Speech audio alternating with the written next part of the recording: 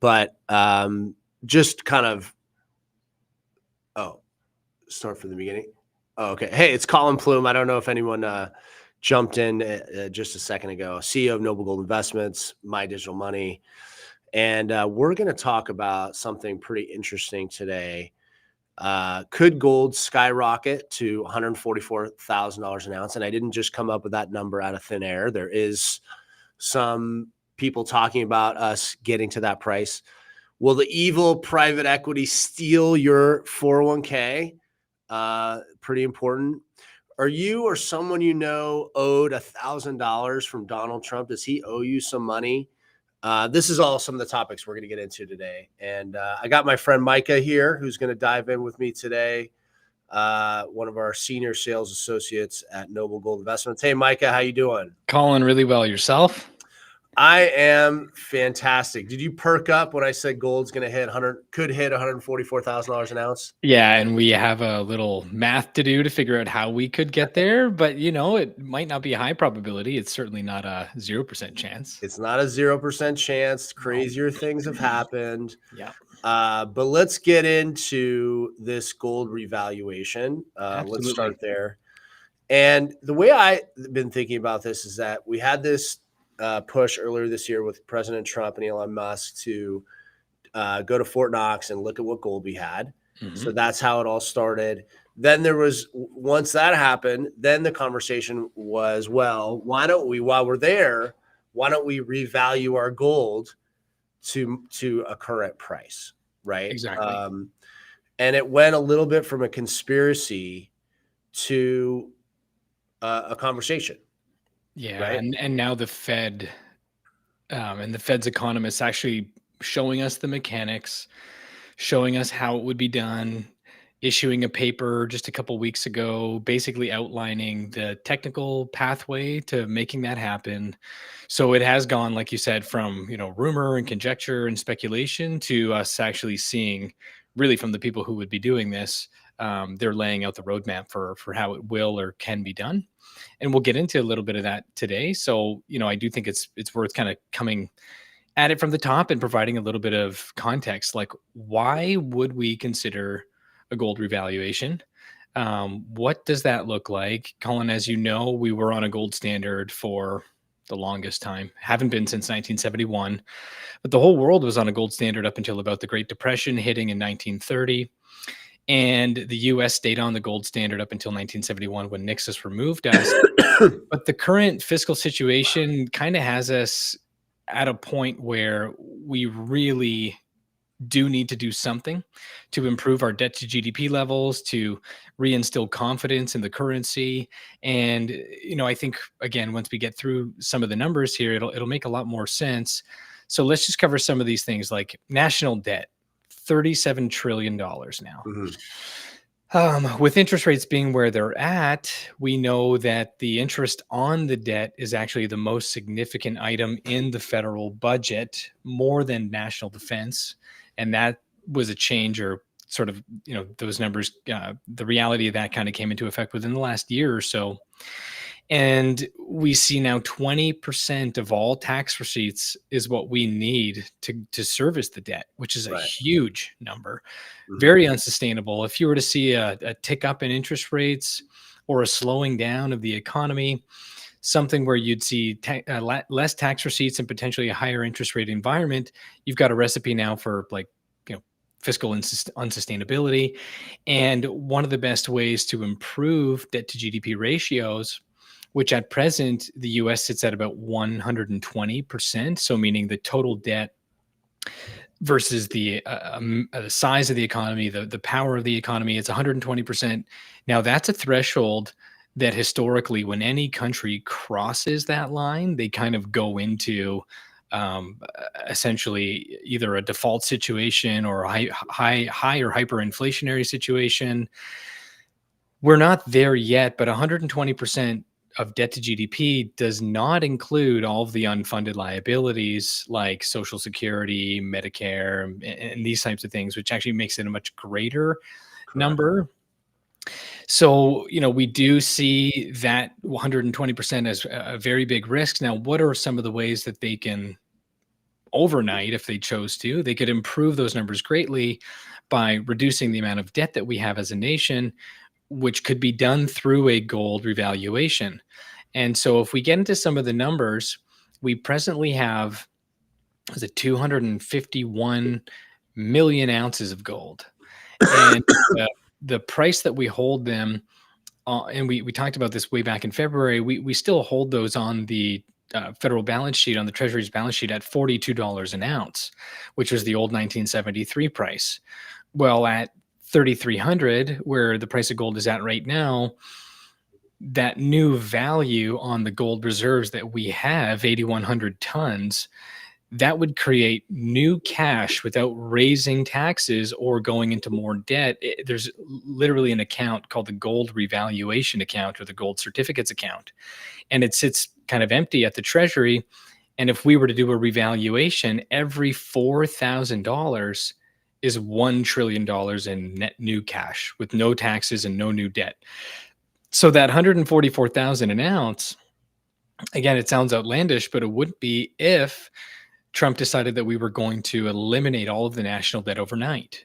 So at $4,000 an ounce, equaling $1 trillion, if you divide $37 trillion into how many ounces we have, into how many ounces we have, you'd end up at $144,000 an ounce. Yeah, and we have a great video, Fernando, if we could pop this up, that kind of illustrates, because I think you got to see the mechanism of, because it is a little bit of funny math, right? I mean, the idea that let's pop this video on, because I think it explains it in a really good way. So the U.S. Treasury would issue a gold certificate to the Federal Reserve for $773 billion.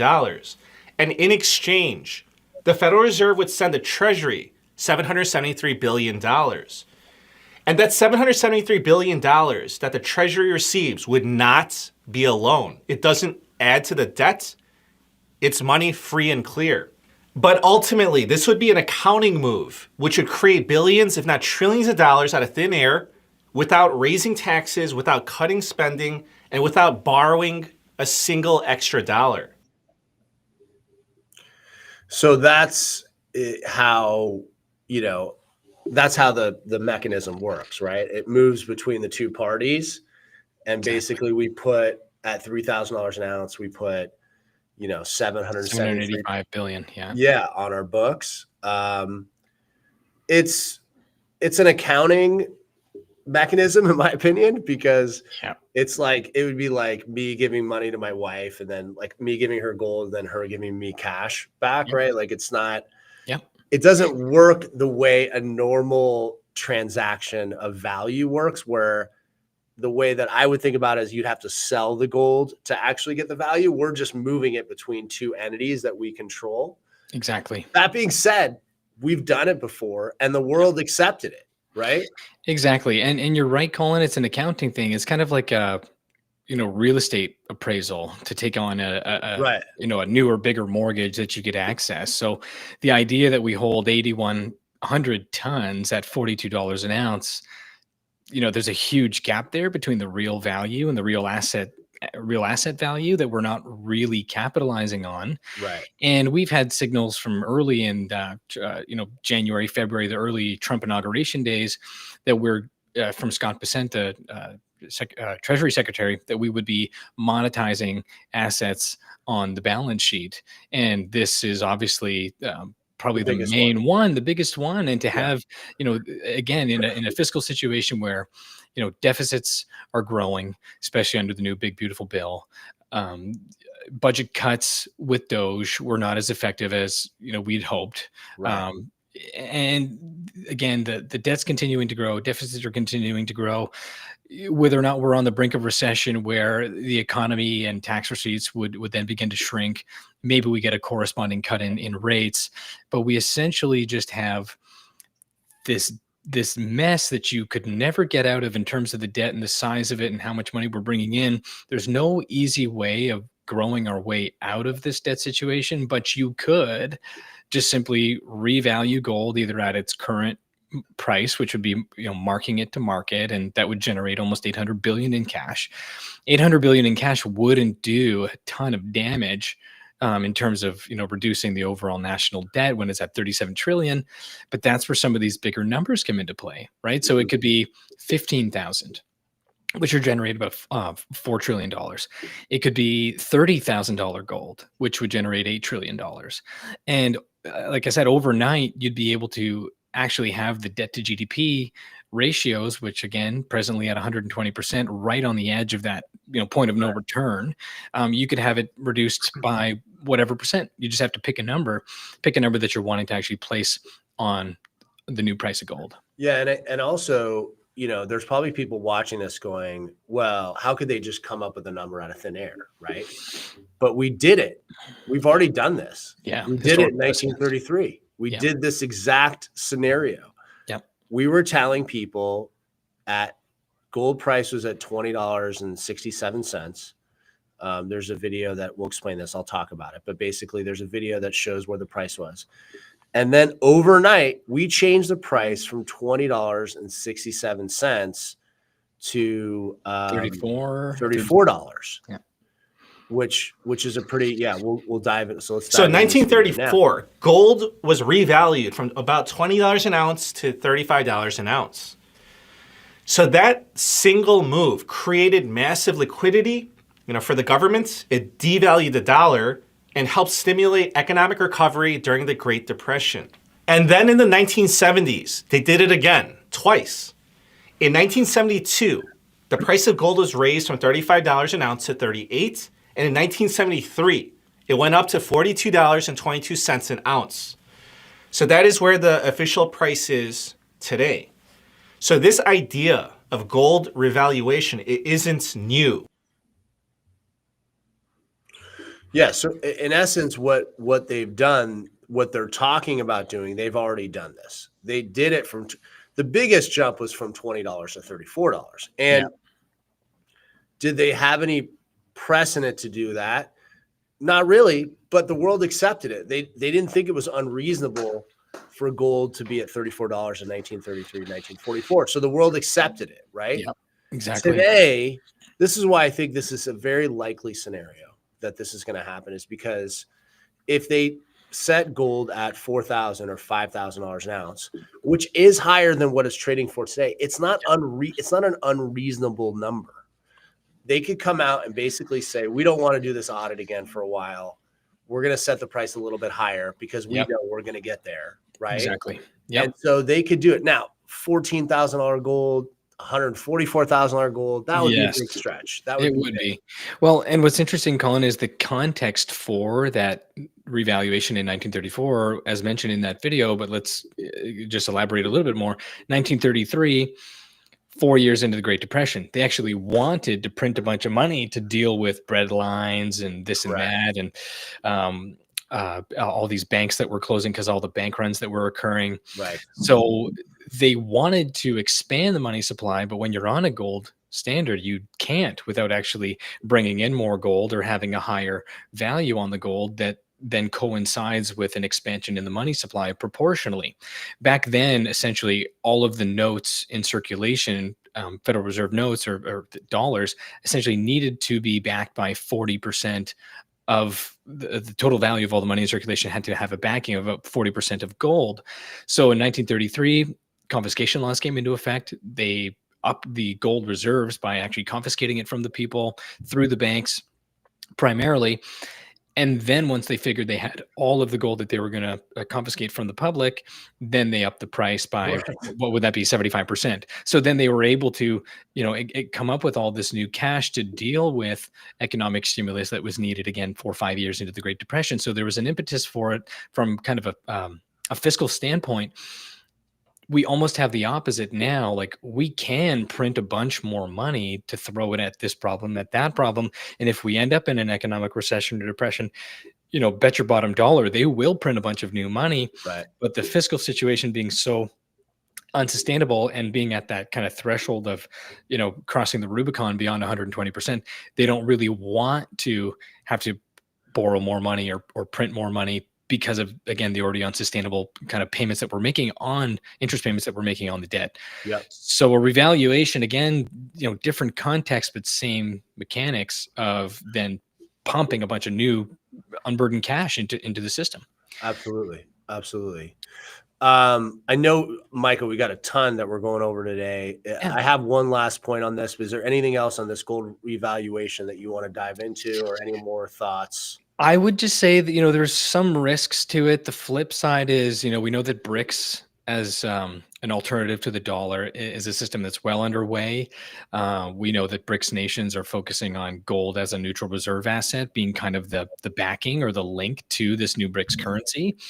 One of the things we have to think about is if we're putting a new price on gold, which would really mean a new global price on gold, we could be potentially benefiting or giving that hand up to our rivals like Russia and China, who also probably have a lot more in terms of their overall gold reserves than what's publicly stated. We technically have the most gold reserves of any country at 8,100 tons. I wouldn't be shocked if Russia and China combined have something closer to 30,000 tons. Now maybe we'll know one day, but we certainly can't ascertain that now. But if we revalue gold at 144 or 15 or 30,000, whatever that is, the flip side of it is we're also giving that huge uplift to all of our competing economies and potentially competing international currency system like the BRICS. The other thing to mention is with respect to investors, we know that there's essentially an inevitable point where we will have to revalue the gold in order to, again, kind of just recalibrate our debt to GDP and really kind of get our financial house back in order, reinstill confidence in the currency and in the system. Whatever the price that's picked would likely act as a floor on the price, not necessarily mean that that's just where the price will be set and will be fixed. You saw the revaluation that happened in 73 and then 74, right? $38 and then $42. Right.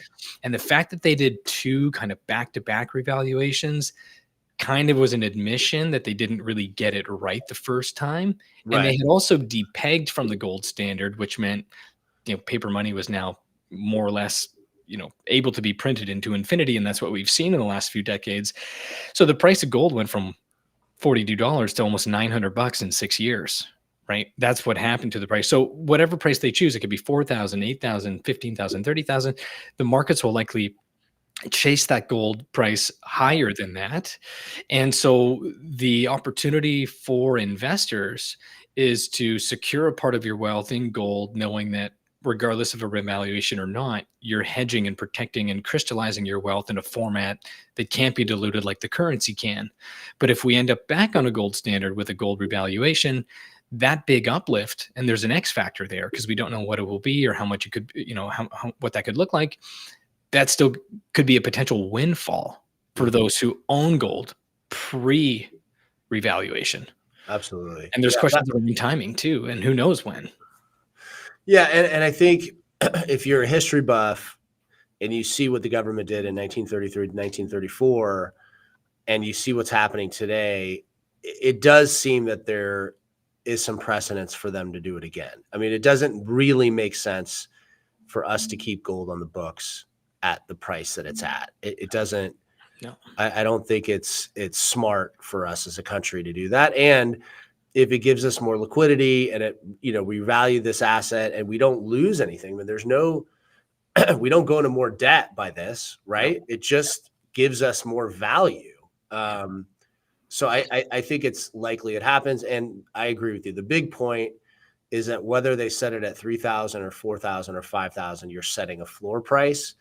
And who wouldn't want a floor price on any asset that they own? Exactly. It's like a warrant, right? Everybody would love, everybody would love a floor price on their NVIDIA stock, right? So I think it's interesting. Let's dive into next. And we have a few people ask some questions here. Shannon, our minimum amount, schedule a consultation. Micah's here. You can call in and talk to him. Talk to him. We do have some minimums depending on what you're investing into, but we'd like to dive into that a little bit more. And then explain hacking my retirement if I'm already in. This is from PSLV.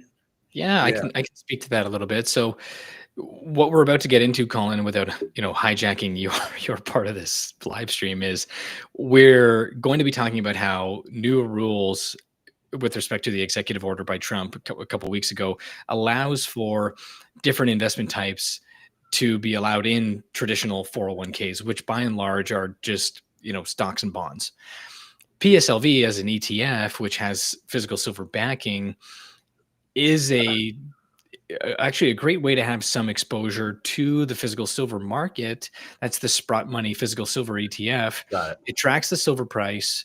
You do have price exposure, and your shares are supposed to correspond to a certain number of ounces. And I don't know if it's a 1-to-1. I don't know exactly how that works. And they're constantly kind of filling it up and getting more physical into it. The only thing is, in order to exercise the actual physical possession part of your shares and the underlying, you have to have a certain amount. I think it's, if I'm not mistaken, I think you have to have 250,000 or more, or like several lots of shares to be able to do that. And at the end of the day, there's all these custodians involved, right? There's your brokerage account. There's the actual custodial piece on the PSLV fund itself. And for regulatory reasons, that might be good, but it also means that you don't have actual physical silver that you own outright at the point of purchase. So again, great that you've got silver price exposure and there's physical underlying. My opinion is that will probably at some point turn into a game of musical chairs. You just want to own it free and clear in your own. Yeah, there's no reason why you wouldn't. Yeah. There's no reason why you wouldn't. But thank you for that question. We appreciate it. Let's talk about private equity. President Trump has basically said that he's going to allow private equity investments. Crypto's already been allowed. Let's roll President Trump's Here's video here. Another reason why allowing employees. Every newborn in America will become the owner of their very own Trump account. The latest tax legislation passed by Congress and signed into law. Here's another reason why allowing employees within 401k plans to invest in private equity is a bad idea. Right. The timing is terrible. When we look at the private equity landscape, there is trillions of dollars locked up in this illiquid asset class. Investors in it, limited partners such as university endowments, they're not getting the cash they expected. The distributions are well below what they expected, so they're selling some of their stakes in the secondary market at a discount. On the other side, fundraising by private equity funds, $3 trillion they're trying to raise right now, 18,000 funds, and the demand's only about $1 trillion. And so they're not raising as much capital. And so we're going to allow individuals to come save the day with their money, their $9 trillion within the 401k area to basically bail out university endowments and private equity managers. These less sophisticated investors to invest in a very complex asset class. It's a bad idea, and fiduciaries, which is what employers are, shouldn't allow it. Yes, it could be part of a target date fund, but a standalone private equity option within a 401k plan is just a bad idea, and the timing is terrible. What do you think?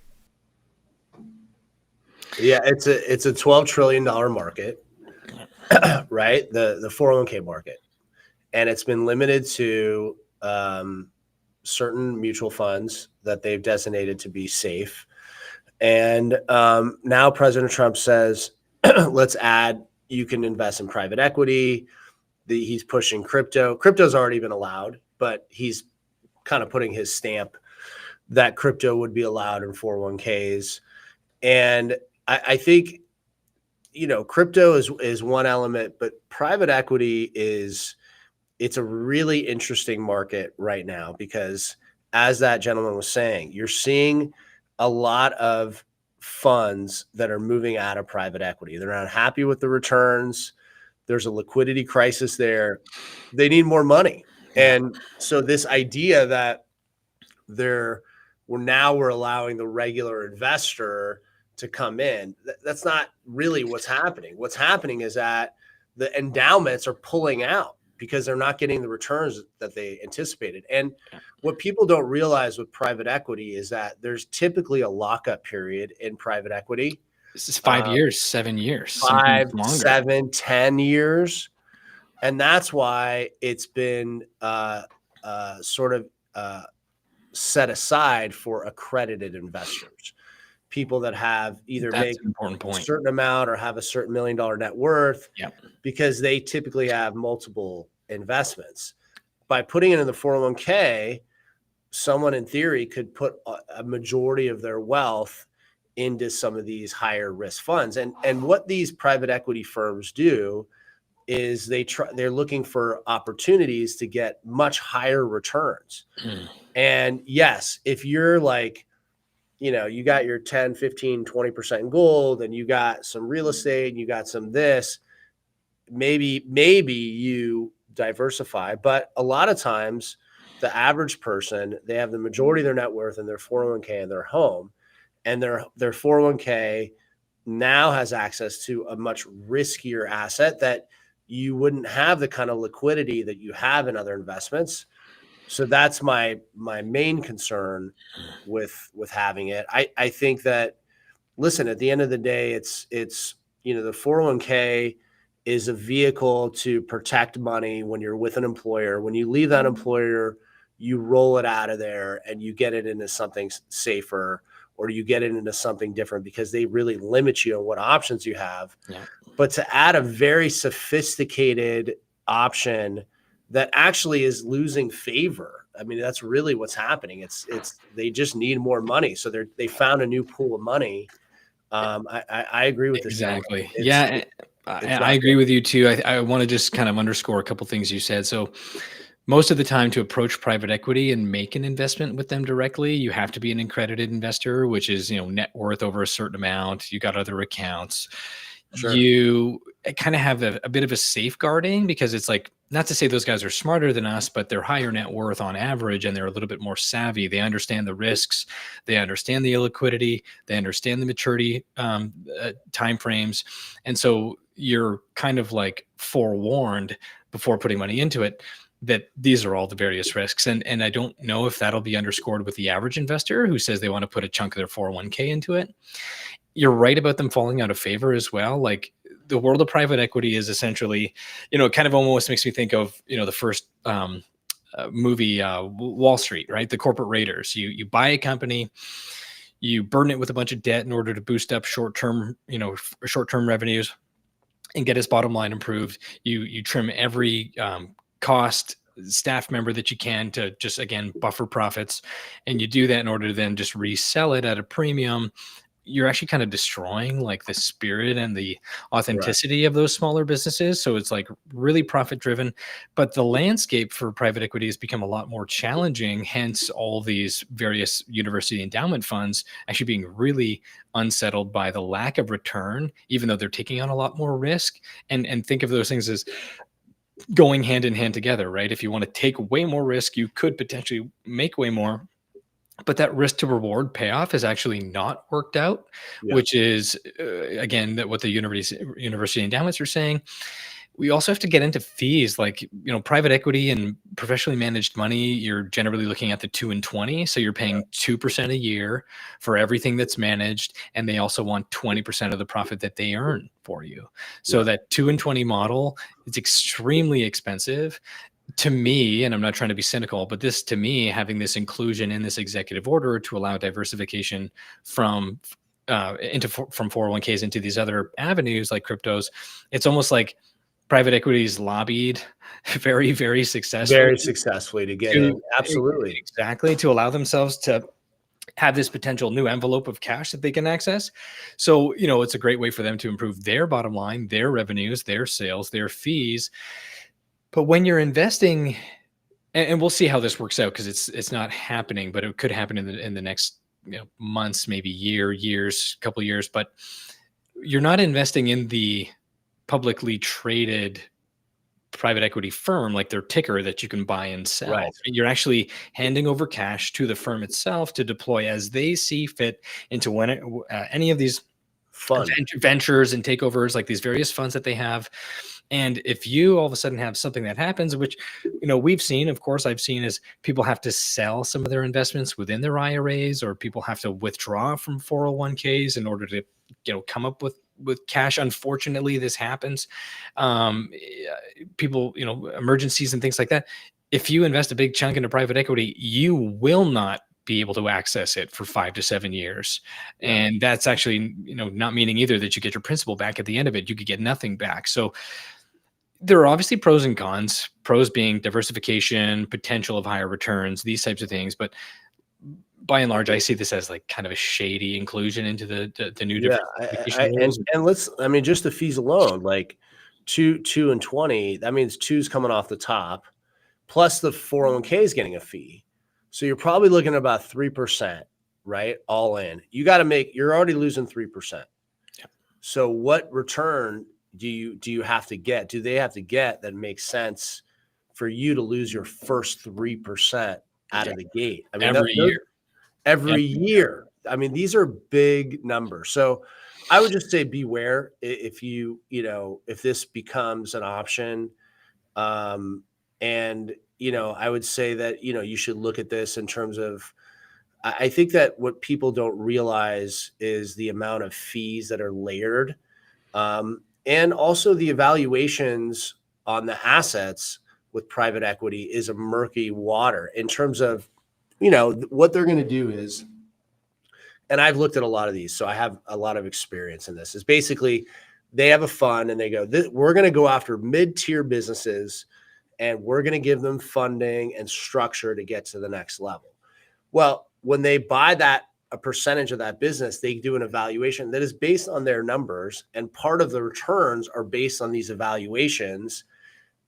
The only way that the evaluations and everything works out is that the business that they invested into has to sell out at a multiple down the road that makes sense for them to inject capital into it. Yeah. So that's a lot of risk there. Whereas when you buy a stock, for instance, you're looking at the multiple, you're looking at the returns. That's kind of taken away with private equity. You have a fund you're getting into, they're looking at it, and they have to take some pretty big gambles to get the returns, right? And they're all chasing after these returns. And you have to think the only reason that the average investor is getting this today is because the endowments are getting out.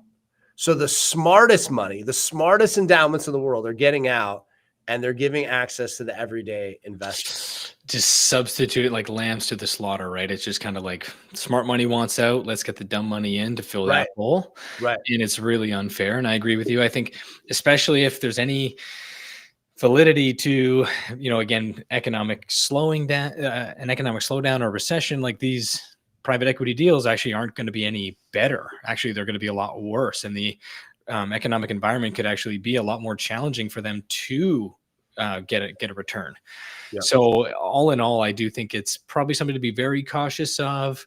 I think the tendency to be overexposed to just stocks and bonds is, and right now we know that it's the highest allocation amongst the 65 plus crowd ever to stocks and bonds. So like they're probably bearing too much risk. Diversifying away from that makes sense. But that's where, not talking my own book, I'm an investor first, sales guy second, is we probably do need to look at safe hedges, right? Things that are negatively correlated with the stock market and with the economy. So if the stock market tanks and we do have a recession and they cut rates and they print a bunch of money, best performing asset class the last 2 years anyway is the precious metals complex. And we will see a continuation of that under a recessionary kind of economic condition. And so hedging into the metals probably makes more sense than hedging into private equity, which is 100%. Yeah. Private equity is it's not the right time right now because you're literally buying into funds that are having to find opportunities when the stocks of the prices and companies have never been higher. So everybody's buying at a premium. You're buying the private equity at a premium. They're paying a premium. Yeah. That's the problem. So yes, you need that hedge. You need that protection. You need that gold and silver. That's what we're talking about today. One thing we cannot we can't get away from, and we got to talk about is President Trump owes us money. and he owes every kid this new law, this Trump account. Play the video. I mean, I cannot support Every this. newborn in America will become the owner of their very own Trump account. The latest tax legislation passed by Congress and signed into law creates new tax-advantaged investment accounts for every child born from the beginning of 2025 through the end of 2028. These new accounts are designed for children and designed to provide some savings vehicle for families that are interested in creating savings accounts for their children. The $1,000 contribution from the government, that's for eligible newborns, but other children under the age of 18 may be eligible as well. But these are tax advantaged to the extent that your capital gains rate is going to be lower than your ordinary income rate when it's time to withdraw. But relative to other things in the tax code, families are going to have to consider whether Trump accounts versus the educational savings accounts or HSAs or other items might be worth putting their money towards instead of the Trump accounts. There's a contribution limit for parents, $5,000, and then there's also an employer contribution limit of $2,500. So these can be opportunities for growing savings over time. The real benefit here, and also kind of the danger with this program, is the $1,000 contribution from the government. The question is whether this is going to be just a broader new entitlement program. Who cares? Yeah. I mean, right? I mean, who cares if it is? This is one of the best things. By the way, President Trump came out with this, but Bill Ackman came. I watched a video of him talking about this like 5 years ago, and actually, this goes along the lines of something that we're going to be offering Noble Gold. We're going to be jumping into. I don't even know if I told you, Micah, but we're going to be starting to offer life insurance, and the reason that I wanted to offer life is because I bought life insurance for my children, universal life. And it's similar dynamics of this Trump back bill is that the money accrues over time and they can use it later on. So there's multiple ways. Yep. I don't even know if we talked into that, but we're that's great. Yeah, about a month away from announcing that, releasing that. But cool. But Trump accounts, no brainer in my opinion. $1,000 from the government. And then you can put $5,000 a year. I'm so happy to see this. They say the math is from birth to 18. You're looking at, you could have maybe 70,000 with growth over time. Compounding. Probably a lot more if you did the 5,000 a year. Oh yeah. You're probably looking at, $500,000 or more. It's an amazing way. It's all about compound growth, which is part of the reason we do IRAs, is that's how things grow is in an IRA. It's tax-free. It's a similar idea.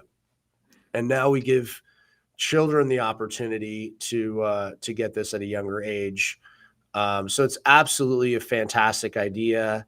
I hope we continue to do this. And it really, it's much better than putting it into a college account because it's the same thing. They still get access to the money at 18. But you can use it for whatever you want. You can use it for whatever you want. So if you don't go to college, whereas those the ones that you get penalized if you don't use it for some kind of schooling. Yeah. So I think the flexibility is good. It's just a really smart thing, and I'm happy to see this as an option. Yeah, especially with young kids like we both have. So it kind of drives home like time in the market obviously is better than timing the market. That kind of age-old adage that basically, and also these rules of compound interest, right? It's the eighth wonder of the world according to Warren Buffett. So it's like, small as it may be, $1,000, but if you're topping it up $5,000 and then your employer another $2,500, that could actually turn into a huge sum over time. So I think it's neat. The only pushback on it, me being kind of a Austrian economist kind of background, is this will also be one of those things that doesn't allow the government to necessarily reduce its debt, right? This is stimulative to some extent. They can't use it until later on. It costs money to do these things. They're super nice. They'll benefit all of our kids. What better gift to give our kids than a big hand up when they turn 18 and kind of come into adulthood and coming of age with a nice nest egg to buy a house or get into a trade or get into college. But it's not free, right? So it's one of those, it's a And big, I think the perfect complement is you get this Trump account and then you do precious metals, which you and I have both done. absolutely. And now you're protected in both ways. So you Yep. got this, tax deferred thing, you got the physical metals. And this is a great way to, and the earlier you start thinking about things, the better. So listen, there's things out there that are coming available, private equity opportunities. You got the gold revaluation. But listen, today we're in 2025. If you have a young kid, 2, 3, 4, 5 years old, by the time they're 18, that gold's going to be sitting at $10,000 or $15,000 an ounce. This account could be sitting at 70 or 100,000. Yeah. Now your kids, instead of going to college and being, $500,000 in debt, they start their life at 18 at, with a massive few hand up. hundred, with a nice net worth, right? I mean, that's the beauty behind this, is that they have a net worth. So it's nice to end on a nice note. I'm excited about this opportunity. Micah, anything to kind of wrap up that you want to say? No, I think that's right. Like, I think between now and, if our children do get these Trump accounts, by the time they can touch them, I think we'll probably see at least $10,000 gold, maybe $144,000 gold. One thing, or another, we will have a gold revaluation before then, in my opinion. I think it's an inevitability. And just to touch on that and maybe make a little bit of a bet is, if I have to put a time frame as to when this happened, it's not only during this administration, which gives us like less than 3 years or so for it to happen.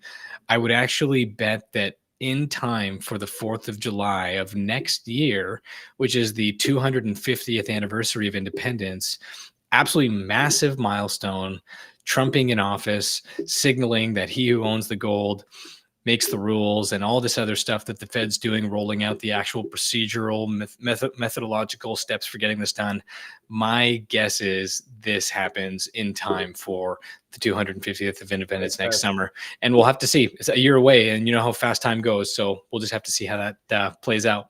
Absolutely. And I think that I think it's a good bet also in terms of new Fed share. New Fed share comes in May. Oh, that's right. Yeah. So the timing's perfect. One more from Dan Ward. Dan's been all over us on this. This is part of what I teach in my program. I started a church called One Family at a Time. We're getting folks debt-free and teaching them how to invest. We promote noble gold, among others. Wow, that's great. Thanks, Dan. That means a lot to us. Yeah, thank you. And thank you, Micah. Good seeing you. You too, Colin. As always, we'll talk soon. And